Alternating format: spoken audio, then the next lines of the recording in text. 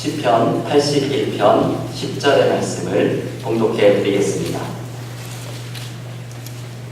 나는 너를 애굽 땅에서 인도하여 낸 여호와 내 하나님이니 내 입을 크게 열라 내가 채우리라 하였느니라.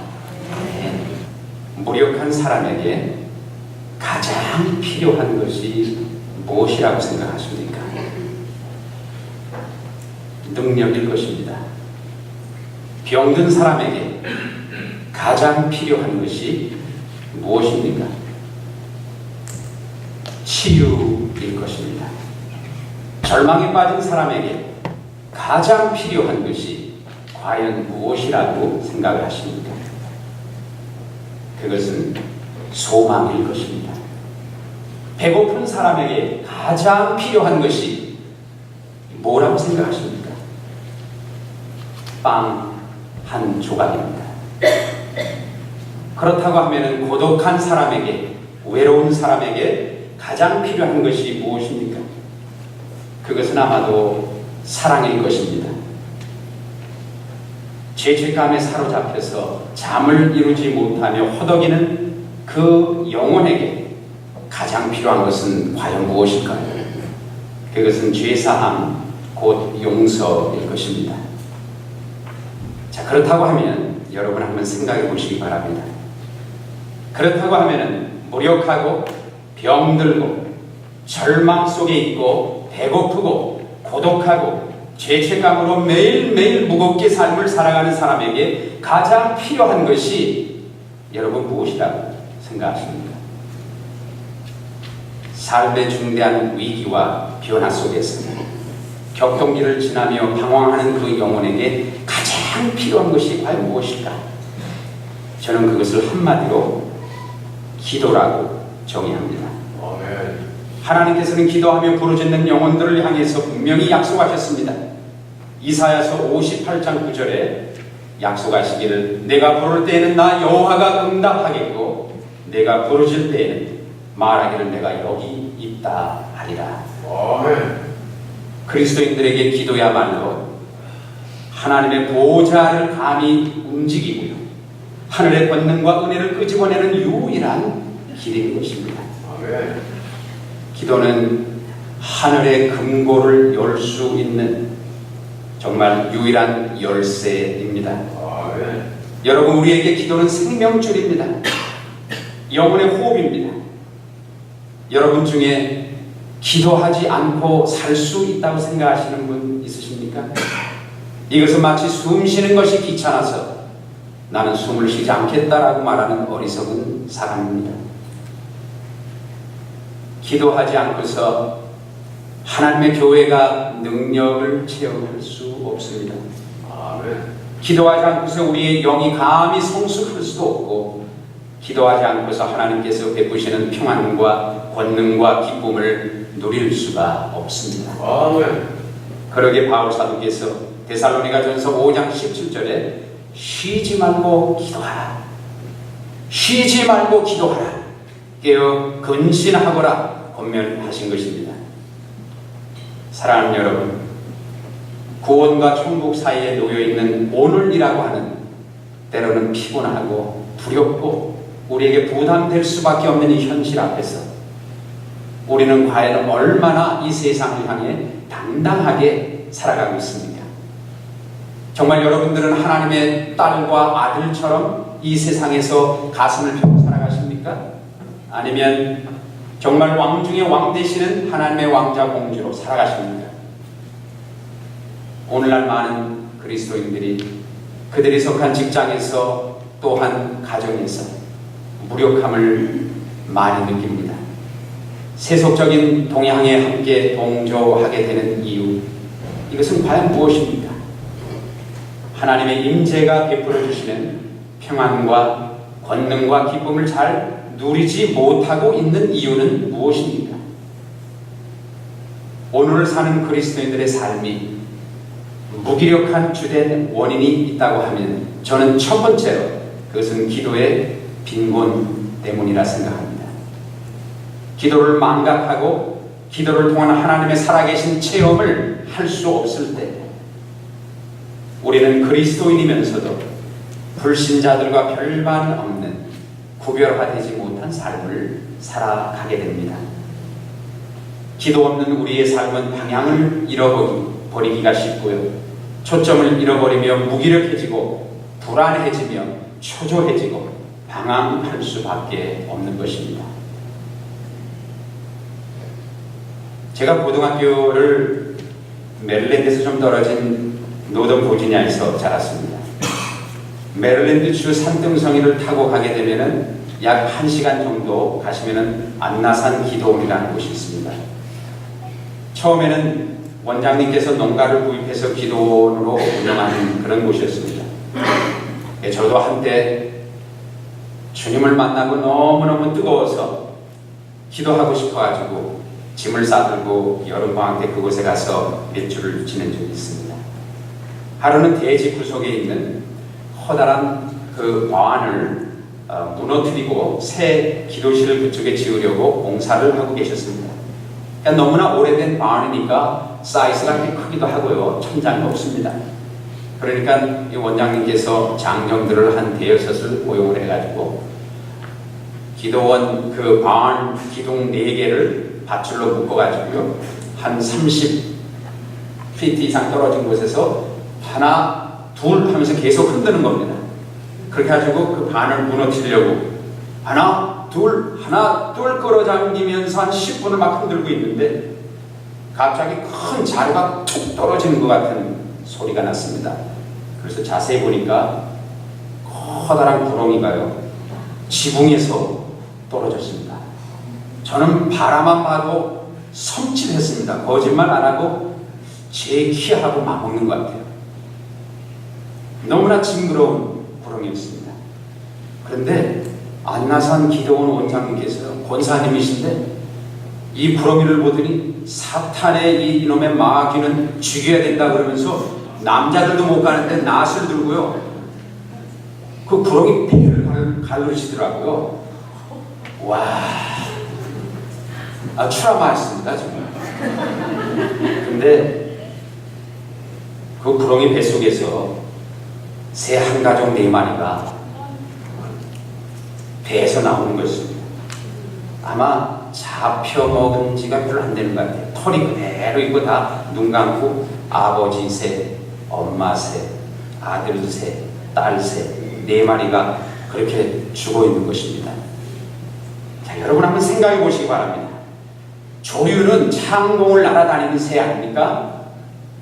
어떻게 창공을 날아다니는 자유스러운 그 존재가 땅 위를 배로 느릿느릿 기어다니는 구렁이 뱃속에 들어갔단 말입니다. 저는 그 광경을 보고 마음에 깊이 깨달은 것이 있습니다. 오늘날을 살아가는 우리 그리스도인들이 기도함으로 근신하며 깨어있지 않으면 우리도 영락없이 사탄의 먹이밖에는 될 수 없지 않는가. 믿음의 날개를 퍼덕이면서 하나님이 우리에게 주신 은혜의 창공을 막 날아다녀야 되는 그런 사람들인데 깨어 근신하지 못하며 영적으로 깊은 잠에 빠지고 있으면 어느덧 구렁이가 와서 삼켜버리는 것입니다. 우리의 영혼이 나태해지면요, 내가 시험의 아가리 속에 지금 저서히 삼키움을 당하고 있다고 하는 절박감도 느끼지 못한다는 겁니다. 그래서 성경은 근신하여 깨어 기도하라 말씀하십니다. 그리스도인들이라면 특히 우리 한국교회는 미국교회에 비해서 훨씬 더 이 기도의 중요성을 우리는 너무나 잘 알고 있습니다. 교회에서 아마도 기도합시다 안건을 내놓고 우리 더 기도해야 됩니다 이렇게 하면 반대하는 분은 아무도 없으리라고 생각합니다. 가장 많이 기도합시다 가장 많이 말하고 가장 많이 강조하면서 가장 많이 지켜지지 않는 신앙생활의 일부가 저는 바로 기도의 부실이 아닌가 감히 생각을 해봅니다. 기도의 중요성을 부인하는 이들은 이 세상에 아무도 없습니다. 그런데 왜 우리는 기도하기를 꺼려하고 십자가 앞에 무릎 꿇는 일을 때로는 게으리 하는 겁니까? 그것은 기도의 절대적인 필요성을 인식하지 못함이 아닐까요? 오늘 시편 81편 본문은 우리에게 이렇게 말씀하십니다. 우리에게 들려주신 하나님의 음성입니다. 내 입을 크게 열라. 한번 상상해 보세요, 여러분. 입을 한번 크게 열어보세요. 저도 크지가 않아요. 아까 성가대 정말 잘하시던데요. 그 중에 어떤 분들은 입이 이렇게 이큰 개구리 같이 잘 하시는 분들이 있더라고요. 자, 오늘 본문이 말씀하시죠. 내 입을 크게 열라. 그 다음에 따라오는 조건이 또 뭡니까? 내가 채우리라. 인생들은 입을 열어서 궁색한 변명을 먼저 늘어놓기가 쉽습니다. 입을 열어서 기도의 필요성을 느끼지 못하며 먼저 내 입에서 변명을 늘어놓습니다. 자, 여러분 오늘부터라도 이제 내일 잠자리 드셨다가 아침에 일어나실 때 내 입에서 첫 번째 침대에서 일어나면서 나오는 소리가 뭔지를 한번 기도하는 마음으로 모니터링을 해보십시오. 이거 시리얼스한 겁니다. 저희 부친께서는 그래서 저한테 그 말씀을 하셨어요. 새벽 기도가 왜 중요한가 하면 새벽 기도는 믿는 그리스도인들이 매일매일 주님께 순결을 바치는 것이다. 다른 말을 하기 전에 내 입으로 주님을 찾고 세상 얘기하고 변명하기 전에 내 입으로 말씀을 읽고 찬송을 부른다는 것 우리 주님 정말 기뻐하십니다. 세상에 눈에 보이는 여러 가지가 많은데 눈을 떠서 십자가를 바라보고 눈을 먼저 떠서 말씀을 읽는다. 이게 얼마나 큰 특권입니까? 입술을 열어 때로는 이웃들을 비난하고 시기하는 말을 쉽게 할 때도 있습니다. 그런데 우리가 정녕 하나님 앞에 대할 것은 내가 비난하고 변명하는 그 대상을 향해 먼저 무릎을 꿇고 저들을 위해 기도하면서 저들을 축복해야 합니다. 그렇다고 하면 언제 우리들은 기도할 의욕을 상실하게 되는 것입니까? 저는 다음에 두 가지의 경우를 한번 생각해 보았습니다. 첫 번째는요, 우리의 삶이 너무 순풍에 돛단 것처럼 잘 될 때입니다. 삶을 둘러봐도 어려움이 하나도 없습니다. 남편은 승승장구 비즈니스가 잘 되죠. 본인도 뭐 하는 모든 일들이 잘 되죠. 아이들은 뭐 우리가 원하는 대로 그냥 아시죠? 말 안 해도 그런 대학 다 가서 지 할 일 다 잘하고 있죠. 교회도 평안하고 기쁘죠. 모든 게 너무 잘 굴러가는 겁니다. 우리는 삶 속에 이럴 때 나도 모르게 나태하게 됩니다. 그리고 그 삶 속에서 은근히 주저앉게 됩니다. 왜냐? 굳이 기도를 해야 될 필요를 못 느끼기 때문이죠. 삶의 현실을 물질적인 시각으로 바라보고 영적인 시각으로 바라보지 못할 때 우리는 그런 결론에 도달하기 쉽습니다. 여러분이 잘 아시는 요한계시록 3장 17절에 라오디아 교회를 향해서 요한 기자는 이렇게 경종하고 있습니다. 소아시아의 7교회 중 마지막 교회 라오디아 교회를 향해서 사도 요한은 이렇게 말씀하십니다. 내가 말하기를 나는 부자라 부유하여 부족한 것이 없다 하나 너는 정녕 내 공고한 것과 가련한 것과 가난한 것과 눈먼 것과 벌거벗은 것을 알지 못하는도다 책망하셨습니다.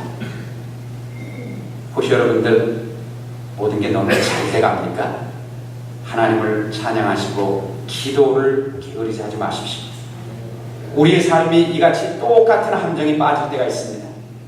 영혼은 영양실조로 위태로운 상태로 가고 있는데도 물질적으로 넉넉하고 우리 둘레 겉모습으로 보이는 모든 게 너무 잘 되니까 기도의 필요성을 못 느낀다는 겁니다. 그저 현실의 얄팍한 부요함에 만족할 때 우리는 쉽게 현실을 오판하게 되고 기도의 갈증을 잃어버립니다. 다시 제가 겸허하게 묻겠습니다. 여러분 삶이 너무 평안하십니까?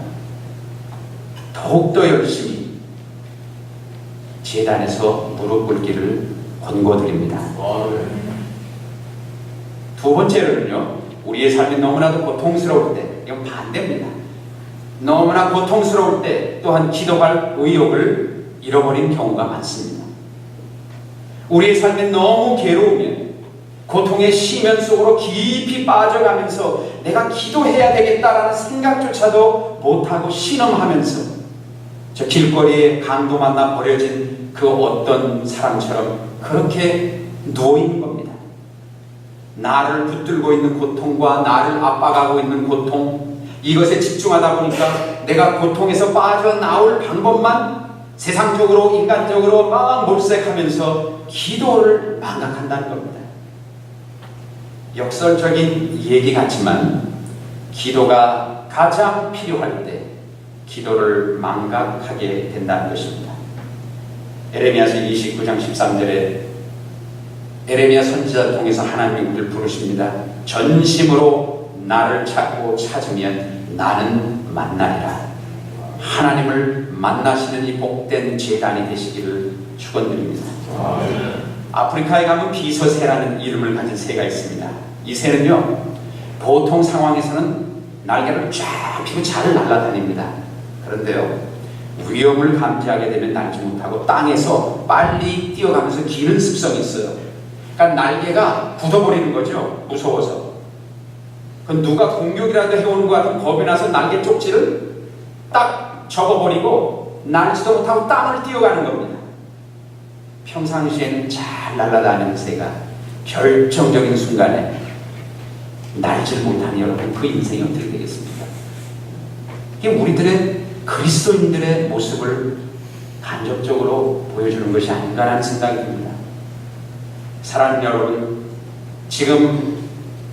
지금이야말로 여러분 자신을 위해 혹시 무릎을 꿇어야 할 때가 아닙니까? 여러분의 가정을 위해서, 삶의 아픈 상처의 치유를 위해서 기도해야 할 시간은 아니신지요? 하나님의 능력을 체험하기 위해서 여러분 기도해야 되는 시간은 아니신지요?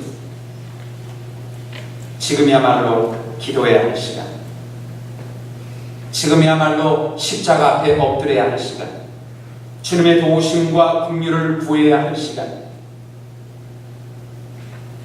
도무지 우리가 기도하지 않는다면 우리의 영은 시들시들 죽어가고 있는지도 모릅니다. 마지막 이 말씀을 드리면서 정리를 좀 하려고 합니다. 세계적으로 유명한 전도자가 있는데요, 여자분인데 조니 에릭슨이라는 사람이 있습니다. 청소년 시절에 다이빙을 아주 잘했습니다. 그런데 대회에서 다이빙을 하다가 머리를 다이빙대에 부딪혀가지고 그만 전신 장애를 입었습니다. 파란 꿈으로 가득해야 할 그녀의 가슴에 저주와 불평과 불만이 가득 차고 있었습니다.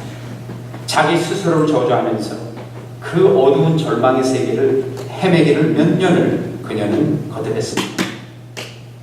그런데 어느 날 갑자기 하나님 주시는 은혜를 받으면서 그녀가 감히 이런 기도를 시작했답니다. 하나님, 저는요 손가락 하나도 제대로 움직일 수 없는 전신장애자입니다. 그러나 만일 내가 이 형편에서도 내가 할 수 있는 일이 있다면 이제는 하나님을 원망하지 않고 뭔가를 하겠습니다. 그러면서 기도하기 시작했답니다. 근데 실상 그녀가 움직일 수 있는 몸의 지체는 아무것도 없었습니다. 근데 가만히 생각해 보니까 입으로 밥은 먹더라는 거예요. 그래서 그녀가 하기 시작한 것이 입으로 붓을 물고 그림을 그리기 시작했습니다. 처음에는 붓을 물고 있는 것만으로도 이가 아프고 턱이 아파서 고통이었지만 자꾸 하다 보니까 요령이 생기기 시작했습니다. 그러면서 점점 더 완숙한 그림들을 그리기 시작했습니다. 나중에 기회 되시면 구글해 보세요. 조니 에릭슨, JONY입니다. 이제 이 사실이 세상에 알려지기 시작하면서 하루는 여러분이 잘 아시는 길렉터라고 하는 유명한 볼펜 회사 있죠. 아주 싼 볼펜 회사인데요. 많은 사람이 사용합니다. 자기 회사 볼펜을 물고 그림을 그리는 광고를 찍지 않겠냐고 제안을 했습니다. 조니가 그 총을 수락하면서 한 가지 조건을 달았습니다. 그것은 자기가 그린 그 그림에는 반드시 자기의 사인을 이니셜 할 수 있게 해달라고 부탁했습니다. 그러니까 볼펜 회사가 그거에 어렵지 않죠. 그리고서 조니 에릭슨이 한 것이 PTL 이라는 이니셜을 새겼습니다. 여러분이 잘 아시는 그 볼펜을 보시면 이 글자가 반드시 새겨져 있습니다. 이것은 Praise the Lord, PTL. 주님을 찬양하라. 이 말의 약자였고, 조니가 쓰는 모든 글과 그림에는 이제 이 PTL이 붙어 있게 됐습니다. 그녀의 한마디 기도를 여러분 기억하십시다. 하나님, 내가 이 가혹한 현실에서 너무나 피곤하고 너무나 지쳐 있습니다. 사업도 실패를 했고요. 이 일도 너무 힘들고요. 관계도 너무너무 저한테는 무겁습니다. 그러나 이 상황에서 내가 주저하지 않고 한 가지라도 할 수 있는 것이 있다면 주여 말씀해 주옵소서. 이것이 바로 주님 앞에 기도의 입을 크게 여는 겁니다. 입을 크게 열면 열수록 하나님이 채우신다는 겁니다. 내 앞에 당한 일이 너무나도 무겁고 실망스러워서 아예 혹시 여러분 기도하는 것을 포기하고 계시지 않습니까? 능력이 하나님 앞에 나아가는 길은 기도의 무릎의 발걸음입니다. 아직 늦지 않았습니다. 믿으시죠? 아직 늦지 않았습니다. 이제부터 해도 충분합니다. 시편 기자는 오늘 우리들에게 기도의 장으로 초청하면서 내 입을 그냥 이렇게 조그맣게 열지 말고 힘껏 내 턱이 빠지지 않는 상황에서 크게 열어라, 크게 열라 말씀하십니다. 이걸 왜 그러냐고 하면 고대 중대 중동 사회의 하나의 중요한 리추얼입니다. 페르시아 제국에서 시작된 건데요. 왕이 충성스러운 신하를 칭찬하면서 그 신하에게 선물을 내릴 때, 상을 내릴 때 그 왕의 발 아래 무릎을 꿇고 신하에게 이렇게 말했다고 합니다. 충성스러운 내 신하야, 입을 크게 열라. 그러면 신하가 그 앞에 입을 크게 엽니다. 그러면 왕은 거기에 진귀한 보석으로 입 여는 만큼 채워준다는 겁니다. 이제 아셨죠? 왜 크게 열어야 되는지. 오늘 본문이 바로 그 말씀입니다. 내 입을 넓고 크게 열라. 내가 채우리라. 왕 되신 하나님 아버지께서 오늘 이 귀한 은혜와 사랑의 교회 재단으로 향하신 여러분들을 향해서 말씀하십니다. 일주일 동안 세상에서 수고 참 많았다. 바쁜 중에서도 복음 사역을 해서 얼마나 고생하고 헌신했니? 그러나 나는 다 너를 보고 있단다. 나는 그 일로 인해 내가 기뻐하고 이제 내가 기도의 단 앞에 와서 나 앞에 입을 열면 나는 채워주리라.